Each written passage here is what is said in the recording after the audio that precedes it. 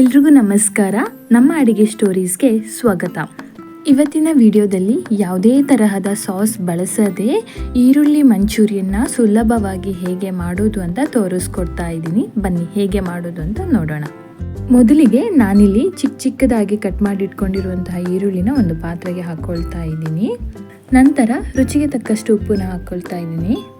ನಂತರ 1/4 tea spoon ಆಗುವಷ್ಟು ಅರಿಶಿನ ಪುಡಿ, ನಂತರ ಅರ್ಧ ಟೀ ಸ್ಪೂನ್ ಆಗುವಷ್ಟು ಜೀರಿಗೆ ಪುಡಿ, ನಂತರ ಶುಂಠಿ ಬೆಳ್ಳುಳ್ಳಿ ಪೇಸ್ಟ್, ಹಾಗೆ 1 ಕಪ್ ಗೋಧಿ ಹಿಟ್ಟನ್ನು ಹಾಕ್ಕೊಳ್ತಾ ಇದ್ದೀನಿ. ನಂತರ 1 ಟೇಬಲ್ ಸ್ಪೂನ್ ಕಾರ್ನ್ಫ್ಲೋರ್ ಹಾಗೆ 2 ಟೇಬಲ್ ಸ್ಪೂನ್ ಅಕ್ಕಿ ಹಿಟ್ಟನ್ನು ಹಾಕ್ಕೊಳ್ತಾ ಇದ್ದೀನಿ. ನಂತರ 1 ಟೇಬಲ್ ಸ್ಪೂನ್ ಖಾರದ ಪುಡಿನ ಹಾಕ್ಕೊಂಡು ಚೆನ್ನಾಗಿ ಮಿಕ್ಸ್ ಮಾಡ್ಕೊಳ್ತಾ ಇದ್ದೀನಿ. ಇವಾಗ ಇದನ್ನು ಚೆನ್ನಾಗಿ ಹೀಗೆ ಮಿಕ್ಸ್ ಮಾಡ್ಕೋಬೇಕು. ನಂತರ ಸ್ವಲ್ಪನೇ ನೀರನ್ನು ಹಾಕ್ಕೊಳ್ಬೇಕು. ಈರುಳ್ಳಿ ನೀರು ಹೊಡೆಯೋದ್ರಿಂದ ನಾವು ನೀರನ್ನು ಸ್ವಲ್ಪ ನೋಡ್ಕೊಂಡು ಹಾಕ್ಕೋಬೇಕಾಗತ್ತೆ. ಅದಕ್ಕೆ ನಾನಿಲ್ಲಿ ಸ್ವಲ್ಪನೇ ನೀರನ್ನು ಹಾಕ್ಕೊಂಡು ಮಿಕ್ಸ್ ಮಾಡ್ಕೊಳ್ತಾ ಇದ್ದೀನಿ.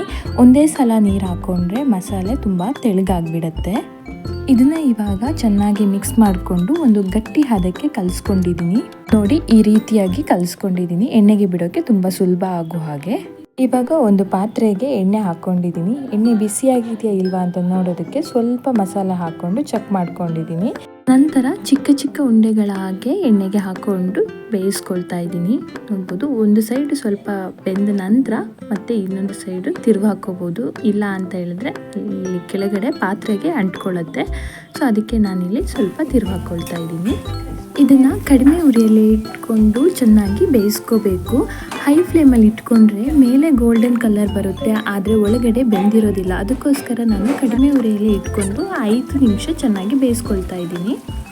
ಇದು 2 ಸೈಡ್ ಚೆನ್ನಾಗಿ ಬೆಂದ ನಂತರ ನಾನಿಲ್ಲಿ ಇದನ್ನೆಲ್ಲ ತೆಗೆದು ಒಂದು ಪಾತ್ರೆಗೆ ಹಾಕ್ಕೊಳ್ತಾ ಇದ್ದೀನಿ.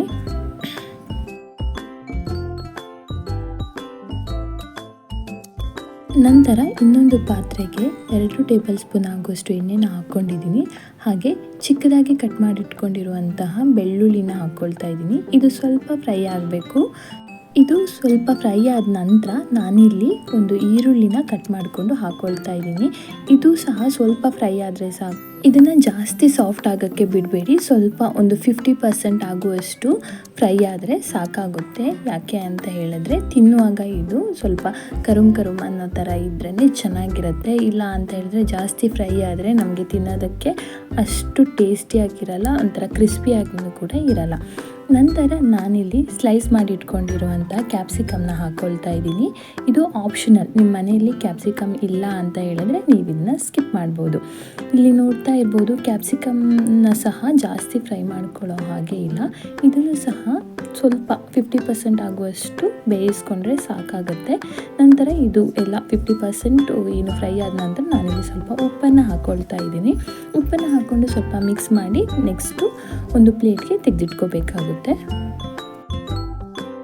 ನಾನು ಆವಾಗಲೇ ಹೇಳಿರೋ ಹಾಗೆ ನಾನಿಲ್ಲಿ ಯಾವುದೇ ಸಾಸ್ನ ಬಳಸ್ತಾ ಇಲ್ಲ. ಅದ್ರ ಬದಲಾಗಿ ನಾನು ಟೊಮೆಟೊ ಪೇಸ್ಟ್ನ ಬಳಸ್ತಾ ಇದ್ದೀನಿ. ಬನ್ನಿ ಈ ಟೊಮೆಟೊ ಪೇಸ್ಟ್ನ ಹೇಗೆ ಮಾಡ್ತೀನಿ ಅಂತ ನೋಡೋಣ. ಮೊದಲು ಒಂದು ಮಿಕ್ಸಿ ಜಾರ್ಗೆ ಕಟ್ ಮಾಡಿ ಇಟ್ಕೊಂಡಿರುವಂತಹ ಟೊಮೆಟೊ ಹಣ್ಣನ್ನು ಹಾಕ್ಕೊಳ್ತಾ ಇದ್ದೀನಿ. ನಂತರ ಶುಂಠಿ ಪೀಸಸ್ ಹಾಗೆ ಬೆಳ್ಳುಳ್ಳಿ ಪೀಸಸ್ನ ಹಾಕ್ಕೊಳ್ತಾ ಇದ್ದೀನಿ. ನಂತರ ಕಟ್ ಮಾಡಿ ಇಟ್ಕೊಂಡಿರುವಂತಹ ಈರುಳ್ಳಿನ ಹಾಕ್ಕೊಳ್ತಾ ಇದ್ದೀನಿ. ನಂತರ 2 ಒಣಮೆಣಸನ್ನು ಹಾಕ್ಕೊಳ್ತಾ ಇದ್ದೀನಿ. ನಿಮಗೆ ಖಾರ ಸ್ವಲ್ಪ ಜಾಸ್ತಿ ಬೇಕು ಅನ್ನೋ ಹಾಗಿದ್ರೆ ಜಾಸ್ತಿ ಒಣಮೆಣಸನ್ನು ಹಾಕ್ಕೊಳ್ಳಿ. ನಂತರ 2 ಟೇಬಲ್ ಸ್ಪೂನ್ ಆಗುವಷ್ಟು ಸಕ್ಕರೆನ ಹಾಕ್ಕೊಳ್ತಾ ಇದ್ದೀನಿ. ಟೊಮೆಟೊ ಸಾಸ್ ಸಿಹಿಯಾಗಿರುತ್ತೆ ಅಲ್ವಾ, ಹಾಗಾಗಿ ಸಕ್ಕರೆನ ಹಾಕ್ಕೊಳ್ತಾ ಇದ್ದೀನಿ. ನಂತರ ರುಬ್ಬಕ್ಕೆ ಬೇಕಾಗಿರುವಷ್ಟು ನೀರನ್ನು ಹಾಕ್ಕೊಂಡು ಇದೆಲ್ಲವನ್ನು ರುಬ್ಕೋಬೇಕು. ನೋಡಿ, ಈ ರೀತಿ ಪೇಸ್ಟನ್ನು ರೆಡಿ ಮಾಡ್ಕೋಬೇಕಾಗುತ್ತೆ. ಈ ಪೇಸ್ಟನ್ನು ನಾನು ಇವಾಗ ಜರಡಿ ಹಿಡ್ಕೊತಾ ಇದ್ದೀನಿ. ಯಾಕೆ ಅಂದರೆ ನಮಗೆ ಸ್ಮೂತ್ ಆಗಿರೋ ಕನ್ಸಿಸ್ಟೆನ್ಸಿ ಬೇಕು.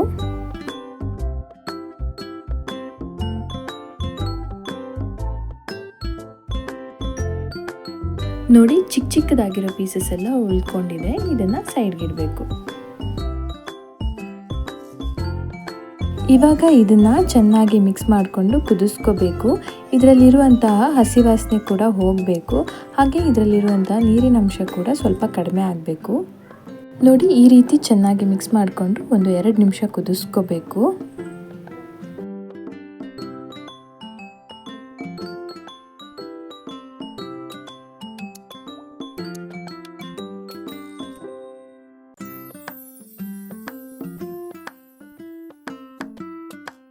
ನೋಡಿ, ಇವಾಗ ಇದು ಸ್ವಲ್ಪ ತಿಕ್ಕಾಗಿದೆ. ಇದಕ್ಕೆ ನಾನು 1 ಸ್ಪೂನ್ ಕಾರ್ನ್ಫ್ಲೋರ್ ಹಾಗೂ 2 ಸ್ಪೂನ್ ನೀರನ್ನು ಹಾಕಿ ಮಿಕ್ಸ್ ಮಾಡ್ಕೊಂಡಿರುವಂತಹ ಪೇಸ್ಟನ್ನು ಹಾಕ್ಕೊಳ್ತಾ ಇದ್ದೀನಿ. ಇವಾಗ ಇದನ್ನು ಚೆನ್ನಾಗಿ ಮಿಕ್ಸ್ ಮಾಡ್ಕೋಬೇಕು. ಕಾರ್ನ್ಫ್ಲೋರ್ ಪೇಸ್ಟ್ ಹಾಕಿರೋದ್ರಿಂದ ಇದು ಕ್ರೀಮಿ ಟೆಕ್ಸ್ಚರ್ ಬರುತ್ತೆ. ನೋಡಿ, ಟೊಮೆಟೊ ಸಾಸ್ ಅಥವಾ ಚಿಲ್ಲಿ ಸಾಸ್ ಏನು ಬರುತ್ತೆ ಅದೇ ಕನ್ಸಿಸ್ಟೆನ್ಸಿಯಲ್ಲಿ ಬಂದಿದೆ. ಇವಾಗ ಇದಕ್ಕೆ ಫ್ರೈ ಮಾಡಿಟ್ಕೊಂಡಿರುವಂತಹ ಕ್ಯಾಪ್ಸಿಕಮ್, ಈರುಳ್ಳಿ, ಬೆಳ್ಳುಳ್ಳಿನ ಹಾಕ್ಕೊಂಡು ಮಿಕ್ಸ್ ಮಾಡ್ಕೋಬೇಕು. ನಂತರ ಇದಕ್ಕೆ ಅರ್ಧ ಟೇಬಲ್ ಸ್ಪೂನ್ ಆಗುವಷ್ಟು ಧನಿಯಾ ಪುಡಿನ ಹಾಕ್ಕೊಂಡು ಮಿಕ್ಸ್ ಮಾಡ್ಕೊಳ್ತಾ ಇದ್ದೀನಿ.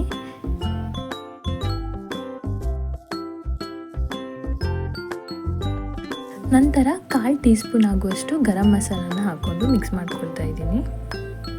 ಸ್ಟವ್ನ ಇವಾಗ ಲೋ ಫ್ಲೇಮಲ್ಲಿ ಇಟ್ಕೊಂಡು ಚೆನ್ನಾಗಿ ಕುದಿಸ್ಕೋಬೇಕು. ಧನಿಯಾ ಪೌಡರ್ ಹಾಗೂ ಗರಂ ಮಸಾಲೆಯ ಹಸಿ ವಾಸನೆ ಹೋಗೋವರೆಗೂ ಕುದಿಸ್ಕೋಬೇಕು. ಇವಾಗ ಇದಕ್ಕೆ ರೆಡಿ ಮಾಡಿ ಇಟ್ಕೊಂಡಿರುವಂತಹ ಮಂಚೂರಿಯನ್ನ ಹಾಕ್ಕೊಳ್ತಾ ಇದ್ದೀನಿ. ಹಾಕ್ಕೊಂಡು ಚೆನ್ನಾಗಿ ಮಿಕ್ಸ್ ಮಾಡ್ಕೋಬೇಕು. ಇವಾಗ ನಾವು ಸ್ಟವ್ನ ಹೈ ಫ್ಲೇಮಲ್ಲಿ ಇಟ್ಕೊಂಡು ಮಿಕ್ಸ್ ಮಾಡ್ಕೋಬೇಕು. ಎಲ್ಲ ಮಂಚೂರಿ ಪೀಸ್ಗೂ ಸಾಸ್ ಚೆನ್ನಾಗಿ ಹಿಡಿಯೋ ಥರ ನಾವು ಮಿಕ್ಸ್ ಮಾಡ್ಕೋಬೇಕು. ಎಲ್ಲವನ್ನ ಚೆನ್ನಾಗಿ ಮಿಕ್ಸ್ ಮಾಡ್ಕೊಂಡ ನಂತರ ಸ್ಟವ್ನ ಆಫ್ ಮಾಡಿಬಿಟ್ಟು ಕೊತ್ತಂಬರಿ ಸೊಪ್ಪನ್ನು ಹಾಕಿ ಮಿಕ್ಸ್ ಮಾಡ್ಕೋಬೇಕು. ನೋಡಿ, ತುಂಬಾ ಜ್ಯೂಸಿ ಹಾಗೂ ಟೇಸ್ಟಿಯಾಗಿರುವಂತಹ ಈರುಳ್ಳಿ ಮಂಚೂರಿ ರೆಡಿಯಾಗಿದೆ. ಇವಾಗ ಇದನ್ನು ಸರ್ವ್ ಮಾಡಬೇಕಾದ್ರೆ ಲಾಸ್ಟಲ್ಲಿ ಒಂದು ಅರ್ಧ ಲಿಂಬೆ ಹಣ್ಣಿನ ರಸವನ್ನು ಹಾಕ್ಕೊಳ್ತಾ ಇದ್ದೀನಿ. ಯಾಕೆ ಅಂದರೆ ನಾವಿಲ್ಲಿ ಸೋಯಾ ಸಾಸ್ ಅಥವಾ ವಿನೇಗರ್ನ ಹಾಕ್ಕೊಂಡಿಲ್ಲ, ಅದಕ್ಕೋಸ್ಕರ ಸ್ವಲ್ಪ ಲಿಂಬೆ ಹಣ್ಣಿನ ರಸನ ಹಾಕ್ಕೊಂಡ್ರೆ ತುಂಬ ಟೇಸ್ಟಿಯಾಗಿರುತ್ತೆ. ಈಗ ತುಂಬಾ ಜ್ಯೂಸಿಯಾದ ರುಚಿಯಾದ ಆನಿಯನ್ ಮಂಚೂರಿಯನ್ ರೆಡಿಯಾಗಿದೆ. ನಿಮಗೆ ಈ ವಿಡಿಯೋ ಇಷ್ಟ ಆಗಿದ್ರೆ ಪ್ಲೀಸ್ ಲೈಕ್ ಮಾಡಿ. ನೀವು ಕೂಡ ಇದನ್ನು ನಿಮ್ಮ ಮನೆಯಲ್ಲಿ ಒಮ್ಮೆ ಟ್ರೈ ಮಾಡಿ ಟೇಸ್ಟ್ ಹೇಗಿದೆ ಅಂತ ನನಗೆ ಕಮೆಂಟ್ ಮೂಲಕ ತಿಳಿಸಿ. ಹೀಗೆ ಇನ್ನಷ್ಟು ಸಿಂಪಲ್ ಹಾಗೂ ರುಚಿಕರವಾದ ಅಡುಗೆ ರೆಸಿಪೀಸ್ಗೆ ನಮ್ಮ ಅಡುಗೆ ಸ್ಟೋರೀಸ್ನ ಸಬ್ಸ್ಕ್ರೈಬ್ ಮಾಡಿ ಅಂತ ಹೇಳ್ತಾ ಇವತ್ತಿನ ವಿಡಿಯೋನ ಮುಗಿಸ್ತಾ ಇದ್ದೀನಿ. ಮತ್ತೆ ಮುಂದಿನ ವಿಡಿಯೋದಲ್ಲಿ ಸಿಗೋಣ. ಧನ್ಯವಾದಗಳು.